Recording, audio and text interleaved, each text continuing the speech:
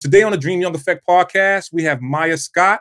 She is an artist. She's a teacher. She's a presenter. And she's just a wonderful all-around person. So we're going to check out Maia Scott, check out the interview, sit back and enjoy. And thank you again for checking out the Dream Young Effect podcast. Dreamyoungmedia, like, comment, subscribe. Dreamyoungmedia, like, comment, subscribe. I just want to start by thanking you for coming on the Dream Young Effect podcast. Nikki and myself, we are very excited to have you. Joy has sent us a few people who are very interesting, and she speaks very highly of you. Yes. She says Joy you're is amazing. amazing. Yeah, she is. She's a people connector. She's definitely a people connector. And she told me that you're a person of many talents. So from what I remember and understand, you're an artist, a teacher, an author, and a presenter. Yeah. And plus more. And then some, right? We all are. I think a lot of us wear many hats. So yes. Right. Yeah. Right. Yeah, they actually used to call me 1,000 hats. So 1,000 hats is Yeah. what they really used to call me. Because I used to do so many different things. I try not to do as many things now and try to really just focus on, 5, maybe 10. But Well, anyway, your attitude either way. you know. But anyway, today is about you, Maia, right? And so I just want you to introduce yourself to our audience, and then at that point, tell us more about what you do, and and we can go from there. Fantastic. Okay. Shall we do it? Let's start? Let's go for it. Okay, so so, we are going to edit. So just so you could know, not everything is going to get just thrown in there. So you can relax and. Perfect. Even so, I'm one who can be kind of quirky and vulnerable. So even if it was, I'm fine with it. Just go with it. So my name is Maia Scott. I live in San Francisco, and I am partnered with an amazing, spicy little golden retriever guide dog named Gleam. She is my super little Ferrari powerhouse of a mobility aid. And for work, I teach accessible visual and performing arts for City College of San Francisco. And I'm very excited, especially right now. I'm feeling a lot of gratitude for my work because we just got done with a really big fight to prevent a lot of major cuts to our department and across the school. So I'm good for another year. Yay! It's like there's so many, it's so easy, I think, to cut services for people with disabilities and cut arts. So when you get to cut me, you get a twofer. So I'm happy I didn't get cut. Good job. I also do massage, but I'm kind of getting over an injury and coming out the other end of COVID at the same time. So I'm looking forward to getting back to that, but I haven't been doing it lately. And so, Maia, what made you get into the things that you're doing, all the things that you're doing right now, the many hats that you do wear? What made you take on that responsibility? What in your life, or what has gone on with you personally that say, you know what, I want to step out and do these different things and get more involved? Oh, fun question. I was just telling some stories, talking to my mom about some of these things, about my work, teaching accessible arts. And I was just kind of in this awe of just thinking back on how the universe or spirit or God or coinky dinks or whatever it is that we want to call this serendipity that happens in our lives, that I was kind of being just led and just dropped into this place where I was meant to do this. So I've always loved dance and movement. I have pretty limited functional vision, and actually I should say functional sight. I need to get that clear for myself as well as the world, that my sight is impaired, but my vision is very clear. So oh wow, that's great. I feel that. I feel like vision is something bigger than what we see in front of us. Yep. Yes, so basically, when I was little, I was put into dance classes because I used to dance around a lot. I was like 4. There was all these beautiful scarves and floatiness. And anyway, I just loved, I was just intrigued by the magic of performance and dance and all that stuff. I even tried to run away to the circus like twice. I had my tutus ready. I was going to go. You had a stick. You had a stick on your back with a little bag on it. Yeah, exactly.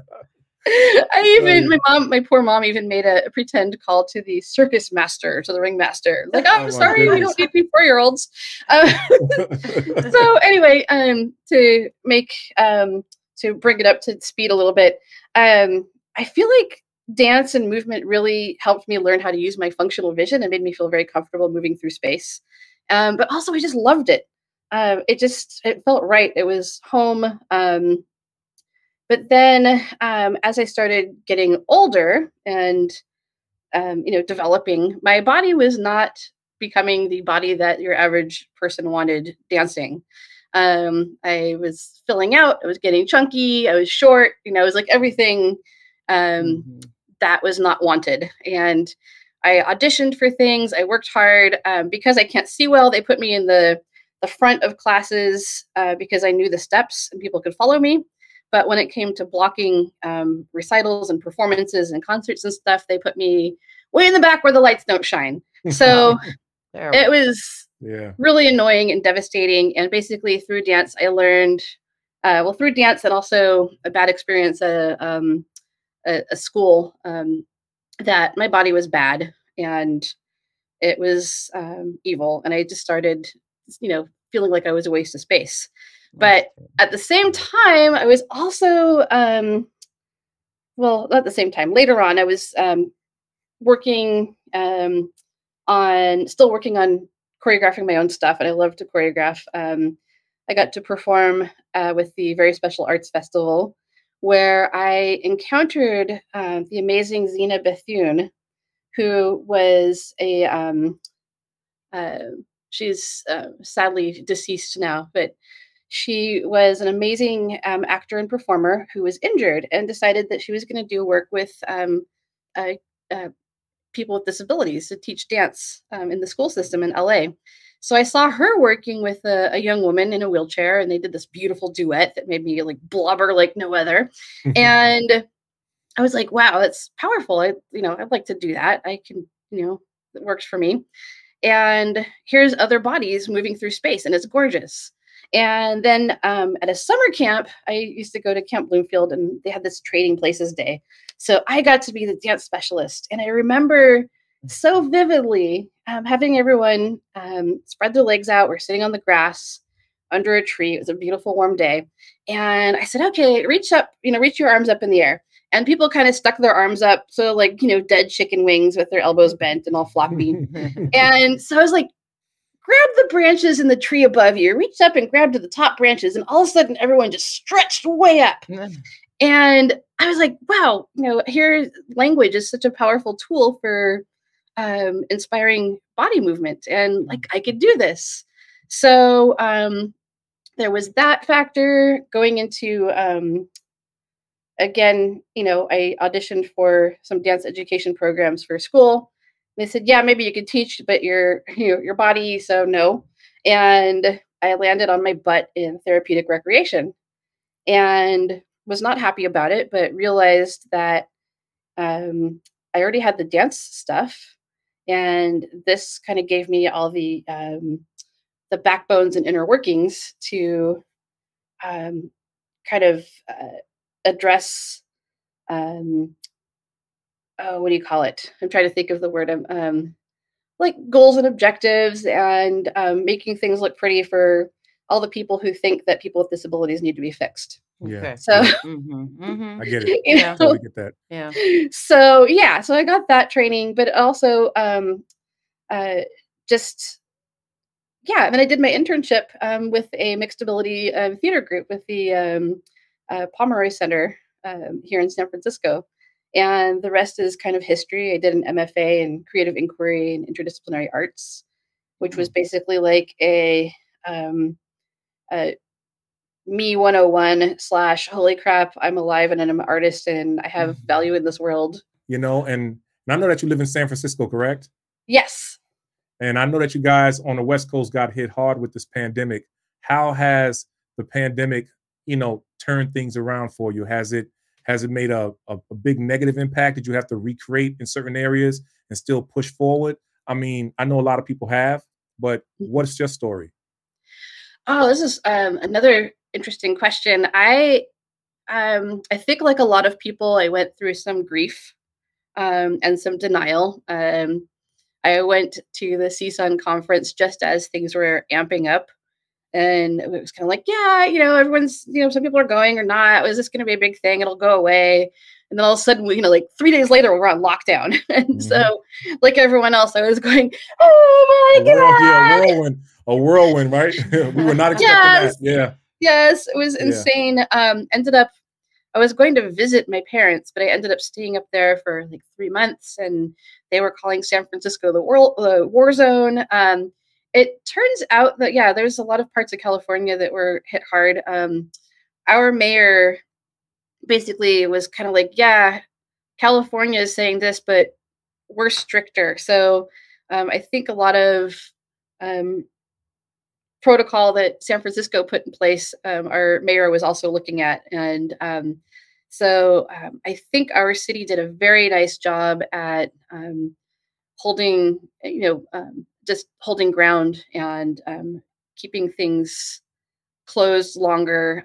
I know that she had like death threats and all this kind of crazy stuff. Anyway, I would not want to be, I'm glad I'm not, as much as when I was a kid, wanted to be noticed and famous and make a difference and all that kind of stuff in a big way. I'm so glad I don't have any of that responsibility, because the pandemic, that would have made my whole head totally gray. So my mom at one point was asking me, we were walking up in the mountains where they live, and she was saying, you're doing so well with this. And I was like, no, I'm not. I'm grieving. I'm cranky, and blah blah blah. And she said, no, really, I thought you'd be more broken down, because I deal with depression and anxiety as well. So I definitely have my moments. And then I was kind of looking at Facebook and people's reactions and stuff, and I said, I think this is kind of like, I don't know if this is true, and this is an opinion, but I said, I think it might be harder for your average person who doesn't deal with disability on a regular basis, because as a person with a disability, my life is about adapting and making changes and having to do things slower. And finding a new way of doing something, and being patient with myself and the world when things aren't like jiving together and we're, in friction. Right. I commend that. Let me interject just for a second, because I definitely want to jump off on that point. I think that people who have been through challenges, people who have had it hard at certain stages of their life, they are more equipped to deal with pressure than people who have had it easy for their whole lives. Yeah. They break down. That's why you see these people who are multi-millionaires, and if they lose $1 million, they'll jump off a building. Where versus a person who grew up in the projects, grew up in the ghetto, who had to eat, mayonnaise sandwiches, for instance, if they get some money and then lose it, they still can survive and just go back to the grind and still survive and pull through. So I totally agree with that point that you just made. Just wanted to say that. Beautifully put. Wow. Yeah. Beautifully put. And we normally try to discuss like different therapies and things that help, the people in our circle. And so I wanted to touch bases on that because of Gleam, because, which is a different type of, I guess you can say, therapy as well, having, so I wanted to touch bases on that. So tell us a little bit about what Gleam has been for you in your life. We love dogs. Yeah, we love dogs, by the way. We love dogs. Gleam is, Gleam is amazing. She's my 4th dog, and I feel like she just kind of brought back a sense of vibrance and youthfulness and curiosity. This dog is shamelessly curious about the world and everything in it. Wow. Kind of like a 2-year-old. Can I put it in my mouth? What is that over there? Can I get it? So she's just so like, wow, what? Oh, look, wow, let's do it. Go. She's this really joyous presence. She's also, I think because of that, that joy, she finds it whether we're in lockdown in my 600 square foot apartment in San Francisco, or we're walking on a little trail up at my parents' place in the mountains. So if anyone who's been in a relationship probably can attest to the fact that we pick up each other's isms. Yes. And we learn from each other. Mhm. So Gleam really is bringing out this kind of sense of joyous curiosity. The other thing that I appreciate about her is she doesn't do anything halfway, even making mistakes. So her whole heart is in her work. When she gets that harness on, she is just like all business. And when she's out of that harness, she's upside down, probably with a rock or something she shouldn't have in her mouth. So there's also this companionship that happens with a guide dog. Right. I think that, as I kind of mentioned with that, picking up each other's isms, my guide dogs for me, including Gleam, they're great for wayfinding from point A to point B, like, on the street. But I think they also are guides of a different sort. They help us find our ways through life, Yes. kind of on an emotional and spiritual level as well. I agree. I agree with that. Yeah. Yeah, and she's professionally, it's a she or a he? Yeah. Okay, and then she's professionally trained? Yes, she came from Guide Dogs for the Blind, who has 2 campuses, one in San Rafael and one in, ironically enough, boring Oregon, which is very not boring. So she was born in San Rafael and raised in Washington and trained in Oregon, where I went to train with her.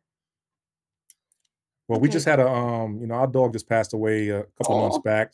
His name was Poppy. He was a toy pom, all black, the cutest thing, as cute as a button. And me, I'm 6'4", so I'm walking around with this dog that's like this small. He loves this dog. Right? But and I don't want to get into that because I got a ton of stories I can tell you. But the point about what you said about they introduce you to higher levels of spirituality. I'm gonna tell you, like, if I had to get up 5 or 6 o'clock in the morning to take Poppy for a walk, I had that experience outside. I'm still with the moon. With the moonlight still shining, or the sun coming up, or what have you, or the breeze on my face, and walking the dog.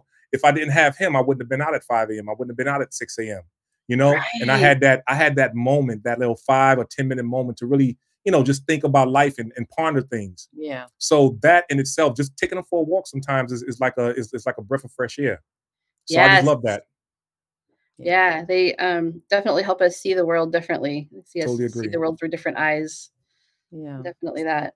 So they're part of your therapy, basically. Yeah, and also just for fun, I want to just kick in the idea here that as much as I poo-poo therapy, even though I was a certified recreation therapist, I think anything that makes us feel better, whether we're disabled or able-bodied or somewhere in between, is therapy. If you find something you love to do, it's therapeutic.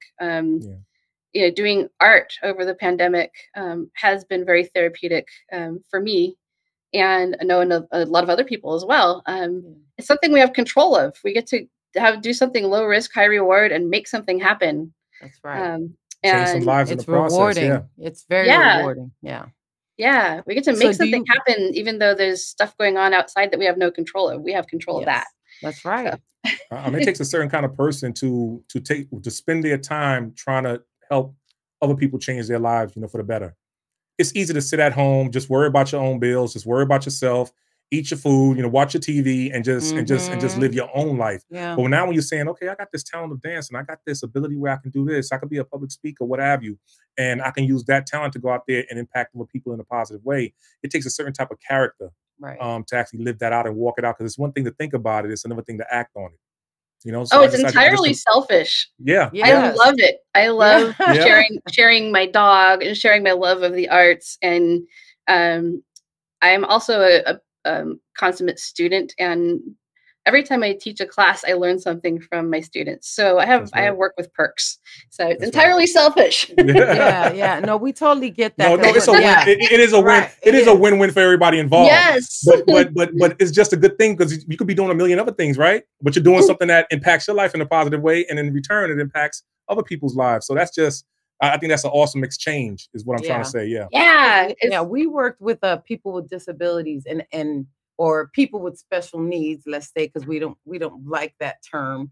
But every day we learned something from them. Yeah. It was amazing. And then it changes you after a while to look at the world different. Some of the best people I've known have been people who we've worked with in the past, as far as character, as far as their level of joy. and ability to really truly appreciate life, even though Small they had things. yeah, even though they had these certain levels of levels of challenges, they still appreciated life more than people who got all their faculties, all their legs and limbs, and they still enjoyed their days, man. So it really turned the switch on for me when I started really getting into that industry. Yeah. And I believe that I'm a big fan of there's I don't know, in school teaching, there's Howard Gardner's multiple intelligences. And I think in adult learning, there's somebody else who's known for it. I can't remember. I have to go look it up. But I'm just, I'm totally big on this idea that we have multiple intelligences. And, I had an uncle who like read and memorized the Encyclopedia Britannica, but he couldn't change his tire. So, and I have, students who might not have the highest IQ, but who have developed whole eco-friendly transportation systems and designed all the buses and trains and stuff like that, and have them navigating through, semi-post-apocalyptic desert landscapes, which are absolutely brilliant and should be like part of a graphic novel somewhere. So, we're all smart in very different ways. Same here. We have we had a consumer. His name was Lee Artist. Really good artist, really good artist, and he was actually in the newspaper, and he used to sell his art and had exhibits and things like that. I can't draw stick figures, but Lee Artist, he was so-called he had an intellectual disability is what they labeled it. But at the end of the day, he was a genius when it came to art. So I just thought that was awesome, because I can't draw. If you put a gun to my head, I wouldn't be able to draw a stick figure. Yeah, but he was high functioning, but he wasn't basically able to live on his own, you could say, without some type of assistance, some support system. But definitely that. Right. So do you partner with anyone, or have you partnered with anyone in the past and still do or plan to? Oh, like as a relationship? Yeah, well, like a business relationship. Like a business relationship. I have mainly been an employee of, City College or a big spa. I am, I like to think I have a little bit of entrepreneurial spirit, because I love the idea of creating something and sharing it. But I'm horrible with all the paperwork and stuff. So I've kind of settled with being an employee for someone else. I have mainly been a little pixel in a big picture somewhere. So mainly that. I even have trouble selling my work. But there are definitely partnerships. I feel like there's the partnership with Fran Osborne right now, who's curating this disability art and culture exhibit that's coming up. She's kindly offered to have me kind of as her apprentice and learn about the curatorial process, because she believes that we need to have more curators that have disabilities, in the area, because a lot of the design and elements of exhibits don't necessarily have people with disabilities in mind when laying out something that's kind of universally designed. So I guess so little pixel partnerships. I have my coworkers that we collaborate together with. So I'm going to say everything's, no one works alone in the end, even though. I get that. Well, I definitely want to extend this to you, that if you have anything that you're selling, any artwork, anything that you're doing, our website receives a lot of, it receives some decent traffic. I'll just put it that way. Cheers. And so if you have anything that you would like to promote or market, I would be more than happy to feature that on the website for you. Sure. So that's incredibly generous. No, that's totally fine. I mean, this is what we're in it for. We're trying to be a platform and be a springboard for anybody who's within the community that we're trying to service, and help them get to a different level and help them impact the world in a bigger way.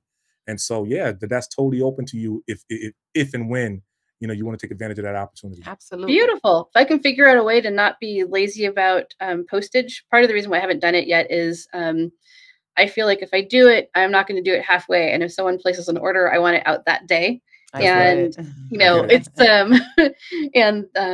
it's a bit of a ride to, and I can't just walk down to the corner and, go to the post office. Yeah. So once I figure that out, then we'll be good to go. Hey, let me know. Hey, that's a spirit of excellence. So you can look at it that way. So is there anything that you would like to tell the viewers, anything that we have not covered that you would really like to drive home? The floor is yours. Oh, wow. I just, I'm going to kind of go with this whole thought of just having sight versus vision. And, we kind of mentioned about seeing the world through different eyes. And I just feel like that mindset just opens up more pathways for compassion and understanding of each other. And I started seeing that perspective when I was doing my MFA project, because I was not going to do anything related to blindness, and ended up having a platform to show my work at the Library for the Blind in San Francisco. So to be snarky, I decided I would do my MFA about seeing. And so that's kind of where this all evolved. And I just would love to challenge us, including myself, to think about all the lenses through which we experience and see and understand the world, and notice what other people's lenses might be. And, of course, we can't really know what people are feeling and understanding and doing until we've walked in their shoes. But if we can try to see things a little bit differently through their lenses, then, maybe we can just live more synergetically together. Right. Yeah. So just a prime example of that. Like, I was sort of just stopping with this Alexa, stop. I was just stopping with this idea of I just injured myself recently, and got an epidural. And I always think, like, I know disability, I've done it, I've been that way, but I've never acquired one. And it just made me think about assuming I know things, because I don't. The more I think I know, the more I realize I don't, and that I'm just green and raw. And that's not a bad thing, to not know everything. I agree. So I'll leave it at that I'm just green and raw and new, and I'm just going to be like Gleam and be curious. Okay, yeah, and open to learning. Yes, I agree. I think you need to add. I think you need to add philosopher to your hat. Another hat that says philosopher on it, because I think that you have good insight, and the lens in which you see the world through. I think it's a well focused lens. I just want to say that. So just thank you again for coming on the Dreaming Young Effect podcast. And once again, we're in your back pocket. So if you ever need us in any capacity, just know that it's an email away, a phone call away. Just let us know and we'll be there. Yeah. Okay. Well, you guys are brilliant, wise ones yourself. And thank you for spreading the love and the understanding, and just spotlighting, using your own platform and your own heart and wisdom to highlight other people's. And I'm really honored to have kind of chatted with you and gotten to know you a little bit. Thank you so much. You're now part of our circle of support. So we hope, to continue to, support each other in any kind of endeavor. So please let me know how I can forward your mission as well. I don't have a huge social media presence, but I'm happy to, post something if you guys have something coming up or whatnot. One person at a time, right? One person at a time. Exactly. So that's how we see it. If you got 2 people who follow you, then if we reach out to those 2 people, then that's 2 more people that we impacted. That's right. So thank you so much again. Thank you. I truly appreciate it. And just enjoy the rest of your weekend and stay blessed. Okay. You too. Wonderful. Thank you. Wonderful meeting you now. Bye. Likewise. Bye. You guys are amazing. Thank you for watching the Dream Young Effect podcast with us. If you want to show us support, go ahead and comment down below, subscribe. If you want to start a conversation, ask a question, we're open. How you can help us? You can donate. You can visit dreamyoung.org, and we have a donate section.